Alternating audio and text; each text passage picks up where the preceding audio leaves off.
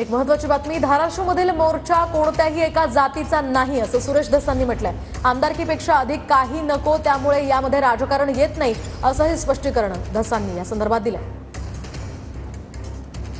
काल जालन्यामध्ये मोर्चा होता, आज धाराशिव आणि वाशिममध्ये आहे। धाराशिवच्या मोर्चाला निघालेला आहात तुम्ही? हो, धाराशिवकरांनी बोलवलेलं आहे तिथल्या संयोजन समितीने, त्याच्यामुळे मी स्वतः चाललेलो आहे। माझ्याबरोबर माझे सहकारी आहे।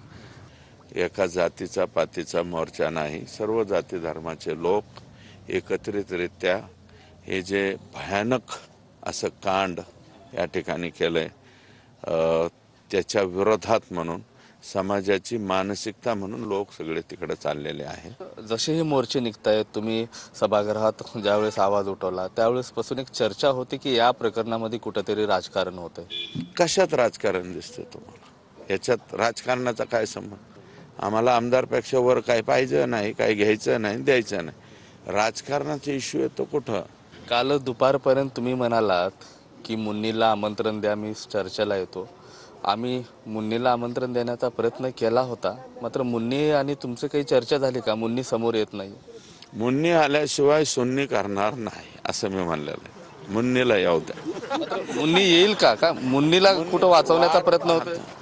मैं बहुत क्या म्हणतोय तसं फार आस्थेनं वाट पाहतोय मुन्नीची।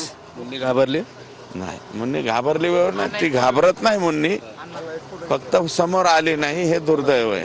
कॅमेरा पर्सन विनोद सह मी महेंद्र कुमार मुधोळकर, TV9 मराठी, धाराशिव।